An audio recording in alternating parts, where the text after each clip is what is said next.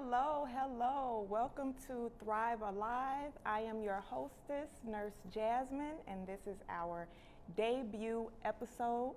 Thank you all for joining me this afternoon.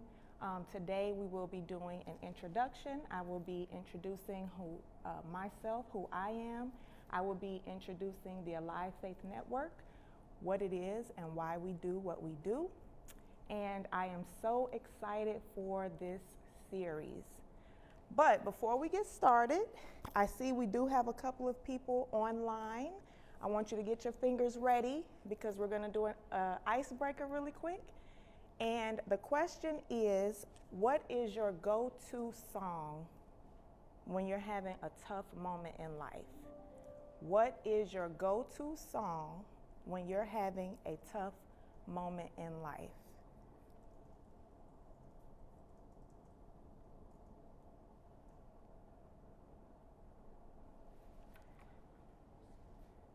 So while you guys are answering, one of my favorite songs is The Battle Is Not Yours by Yolanda Adams. I know it's an old song, but it's so beautifully written, it's so beautifully sang, and it just resonates with my spirit sometimes. We often try to take a hold of these obstacles that we face, and sometimes we just gotta let it go. We just have to remember that we can't take ownership of the negative things that we may come in contact with in life. So that's why that's one of my favorite songs. Okay. Walking by Mary Mary. That's a good one. Encourage yourself. Yes. That's a good one. Okay, awesome. I Believe, Ernest Sanders. His go-to song is I Believe. Awesome. Okay, well, now that we broke the ice a little bit, I'm gonna talk to you guys a little bit about who I am. I was born and raised in Chicago. I spent my childhood on the west side of Chicago and my adolescence in the south suburbs of Chicago. And I know there's like this secret rivalry between the west side and the south side. So I just consider myself lucky because I get the best of both worlds. And let's see, I went to school at Southern Illinois University, Edwardsville. I obtained a bachelor's in integrative biology, and then I went right back and got my bachelor's in nursing. I've been a registered nurse for 6 years. 5 of those years I spent in the medical intensive care unit at Christ, for those of you who are familiar with the South Side. And that also includes the crazy COVID year. So shout out to all my healthcare heroes that was on the front lines during COVID. So yeah, so shortly after the crazy COVID year, I was diagnosed with stage 2 triple negative breast cancer. And for those of you who aren't familiar with the different types of breast cancer, triple negative is the most aggressive. It is the hardest to treat. So imagine being diagnosed at 29 years old with something like that. So because it's so aggressive and fast growing, I did have to go through 6 months of chemotherapy, followed by surgery, followed by 21 rounds of radiation, followed by 12 months of immunotherapy. But I stand before you or sit before you today as a 30-year-old breast cancer survivor. And today is actually my 1-year chemoversary. So 1 year ago today, I received my last chemotherapy infusion. I was Mr. Clean Bald, no eyebrows, no eyelashes, sick as a dog. But today I can look back on that moment and say that I am eternally grateful. I'm grateful for the entire experience. I did not know when I was going through cancer treatment what the end goal was. Why me? You know, we often ask these questions. Why me? Why did I have to go through this? What did I do? It seemed like it came at the most unfair time of my life. I had just started my own business as a personal trainer. I was in the best shape of my life. I was still working part-time as a nurse, raising a family. And then cancer just came knocking on my door like the police, like just disrupting everything. But the truth is, that's how it is, you know.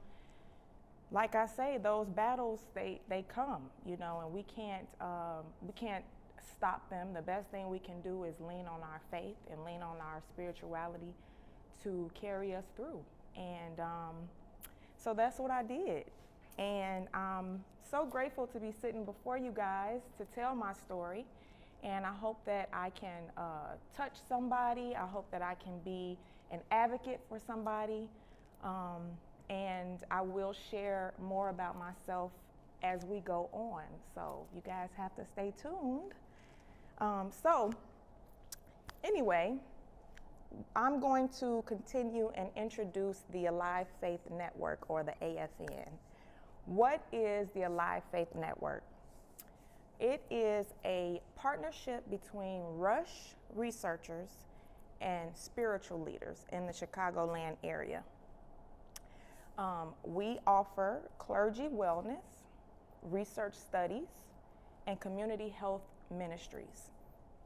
Why do we do this? Why did Rush team up with spiritual leaders to create the Alive Faith Network? I'm going to hit y'all with some stats real quick. Blacks ages 35 to 64 are 50% more likely to have high blood pressure than non-blacks. Blacks ages 18 to 49 are 2 times as likely to die from heart disease than non-blacks. Blacks have the highest death rate for all cancers combined compared with non-blacks. There is not a coincidence, okay? This is because our community lacks resources, our community lacks information, our community lacks advocacy. And that is what we are trying to bring to our community through the Alive Faith Network. So with that being said, I have a question for you guys. So get them fingers ready again. And the question is, what does health mean to you? What does health mean to you?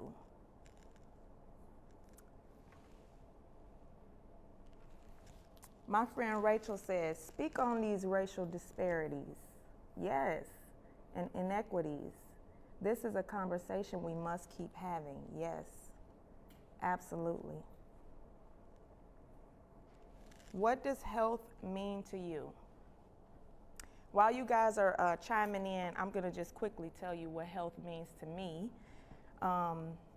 Health to me means longevity.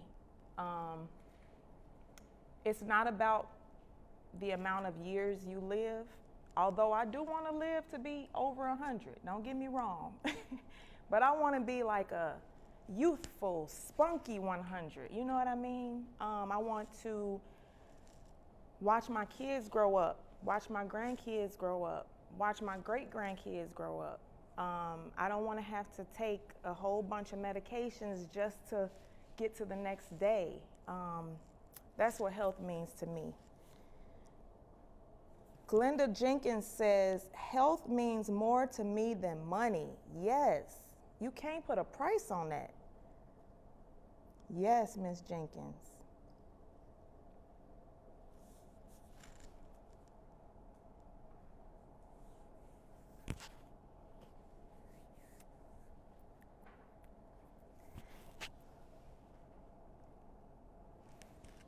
Miss Gomez, health means to me a balance between mental, physical, and spiritual wellness. Yes, a balance between mental, physical, and spiritual wellness. Yes. Rachel said, health means walking in my authenticity and healing mentally, spiritually, emotionally, and physically. I just want to touch on that real quick. Health is not just your physical. You know, health is not just, oh, I wake up and I go walking every, 30 minutes every day. What about your mind? What about your spirit? What about your emotions? We have to make sure all of these things are in check. All of these things are in line. When I was going through treatment, the doctors had the physical part figured out.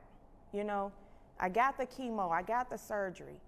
The most important thing that I had to remember was to keep my mind in the right place, because what your mind does, your body will eventually follow. It may not happen right away, but it does catch up. So that's why I started with my song that got me through some tough times, because as you can imagine, sometimes the mind wonders.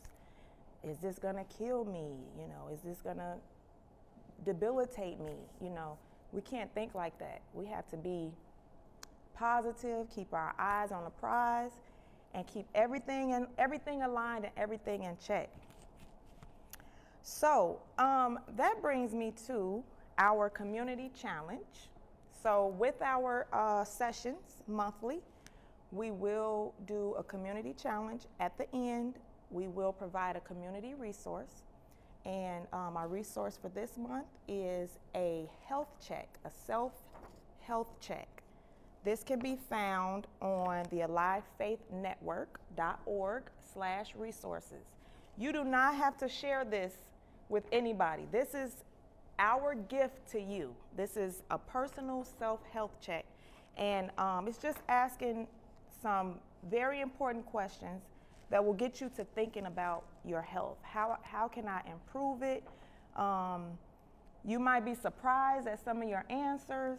And as we go along, I just want you guys to kind of keep it in the background of your mind, so that as we go along, as we provide resources and information, you can kind of use it to, help yourself along the way.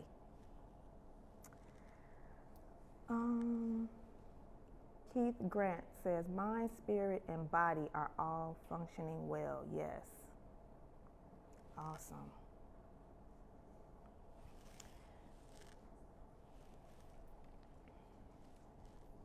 Okay. I'm checking for comments. Let's see. So if you guys did not catch the website where you can find the community resource, it is in the chat, AliveFaithNetwork.org/resources. And I'm just checking the chat really quick. I'm gonna open the chat up for questions. If anyone wants to ask me any personal questions, anything about my cancer journey, and as we go along, I got through this pretty fast, so I got a few minutes to ramble a little bit. So I'm gonna use this opportunity to go through the health check. So I'm just gonna ask some questions. You don't have to respond. I know, some people are kind of personal about their health business. So the first question, I get 8 hours of sleep on average. I get 8 hours of sleep on average. I do. I make sure of that. Sometimes 9 to 10. I'm a mom of an very active 5-year-old, so I value sleep and rest. Number 2, I feel confident I can perform a breast self-examination to feel for lumps. very important. I feel confident I can perform a testicular self-examination to feel for lumps. Okay, guys? Don't, you guys like to slack off. Y'all men out there, y'all like to slack off. Y'all need to be doing, feel it on the first as well. Feeling for lumps. I get 30 minutes of moderate to active exercise at least 3 times a week. Are you getting up? Are you moving your body? I don't care if it's walking. I don't care if it's stretching, whatever you can do. I have an established daily and nighttime routine. Oh, this one is good.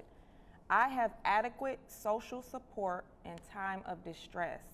That is a good one. And while we're talking about that, our next episode will be about mental and behavioral health, which is something that we tend to not talk about in the Black and brown community. So I'm very, very excited about that. I hope you guys will tune in for that. Next question. I drink 4 to 6 cups of water a day on average. I consume at least 3 servings of fruits and 3 servings of vegetables a day. I feel satisfied with how I balance my roles and responsibilities. That is a big one. Some of us are workaholics. We got kids, we got cousins, we got friends, and trying to balance your work life, your social life, your alone time, which is very important as well. A lot of us tend to not balance it well. So check yourself on that. My finances contribute to how stressed I may feel. My finances contribute to how stressed I may feel. That's, yeah. I mean, with the economy, gas, $5 a gallon. I go to the grocery store and I got 3 bags in my hand and I spent $200. I'm like, how?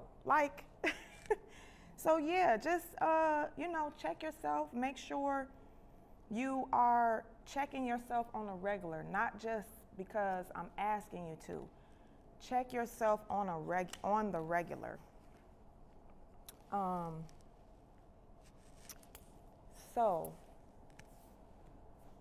Let me check the comments.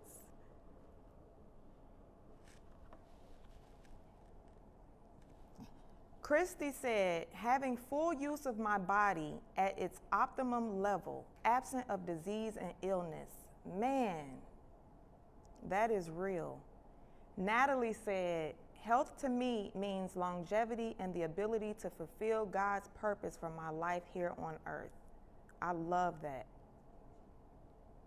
I love that. Okay, so I have a couple of questions in the chat. I'm going to go ahead and answer those. What advice would you give someone who has a friend or family member battling cancer and wants to support them?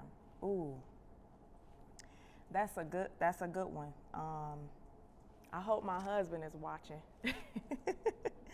because he was my caretaker when I was going through cancer. So what advice would I give someone who has a friend or family member?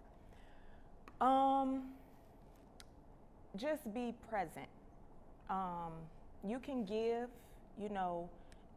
monetary things, but what a person really needs when they're battling cancer, fighting for their life, is your presence, your love. Check in. Hey, how you doing? Hey, I love you. Hey, I'm here for you. And then just like other things like washing their clothes or cooking them a meal. We live in a society where we put so much emphasis on money and what we can buy for people, and it's not always what you can buy. When somebody's fighting for their life, they want you there. So that's the best advice I can give. Rachel is asking, how can we practically take care of our mental health? How can we practically take care of our mental health? So I'm gonna answer this to the best of my ability, but next month when we have our guests, she's going to touch on that a little bit more. But I would say just constantly checking in with yourself. Whether you're a spiritual person or a religious person, have someone you confide in, someone who you can talk to. Don't hold on to things. Don't internalize things. If you need help, if you feel like you don't have a grip on your mental health, don't be afraid to seek help. Don't be afraid to seek a therapist or counseling. These people went to school for this. Just like I can say, I'm a nurse, I know how to hang drugs and start IVs. Therapists, they know how to help you through situations. So, and I know as a Black and brown community, we tend to not seek therapy. And I'm hoping that there will be a shift as we continue to talk about it more.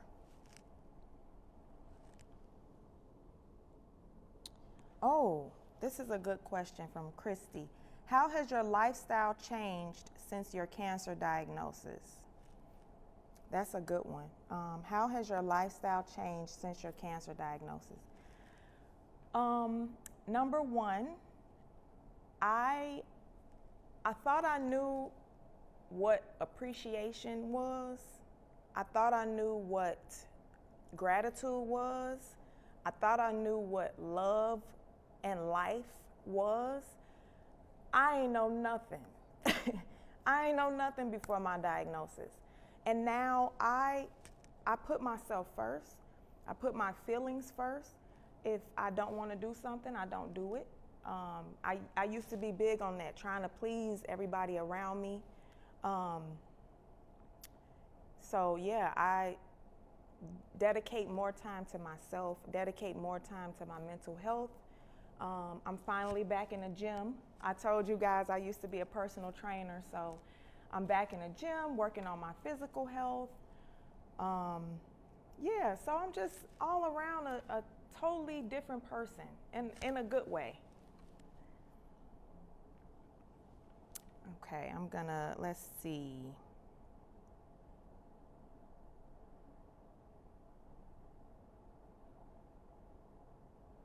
Miss Gomez, I hope you don't mind me sharing this. At my 52 years of age, first time this year ever going to see a therapist, just for my continual mental health.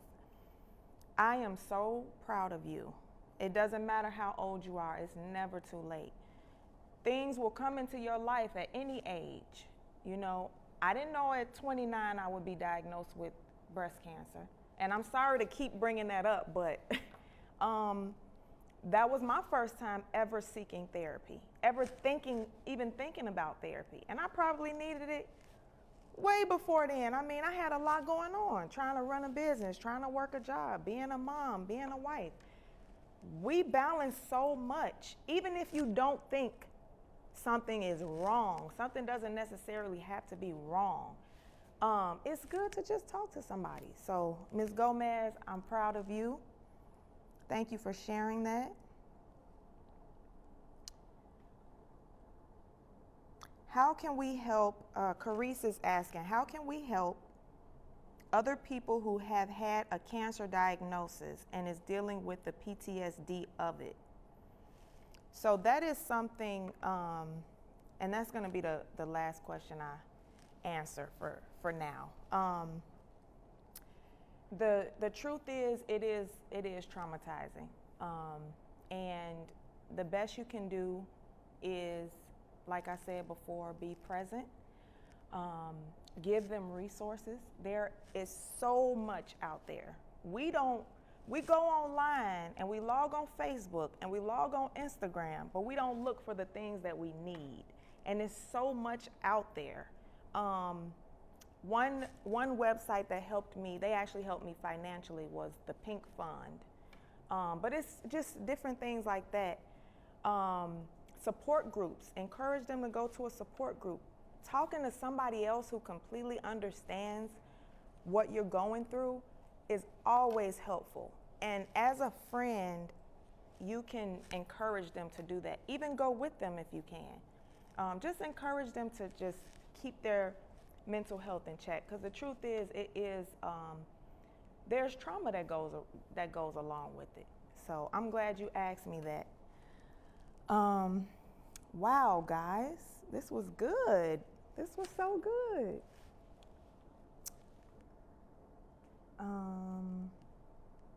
Oh, wait, I got to answer one more question. What steps were necessary for you to return to the gym? Ernest Sanders. What steps were necessary for you to return to the gym? I'm going to be honest with y'all. Before I got diagnosed, I had lost over 65 pounds. I had, muscles and everything. I was in the gym like 5 to 6 days a week. And after going through a year of cancer treatment, my body was completely different. But it's not, what I had to realize was it's not about the aesthetic. It's not about how you look. And I struggle with that. I still struggle with that, honestly. But I just put into my mind, I'm going to do this to make me feel good. And I don't care if I can't do a push-up. I'm going to go and walk on a treadmill. I'm going to go and walk outside. I'm going to go get some fresh air. I'm going to go get some sunlight. And the more I did it, the more I got back into my groove. I got back into my habit. I started to remember how good it felt to be active. So I say just make your mind up, take that step outside, start the car, and go. So guys, we're going to get ready to wrap it up. I know a lot of you are working. Lunchtime is probably over. So I just want to remind you that we will be joined by a behavioral psychologist who investigates how sociocultural and demographic factors affect health outcomes. She is amazing, she is awesome, and she will be joining us on our next episode of Thrive Alive. Make sure you are following the AFN on Facebook. Thank you guys for joining me.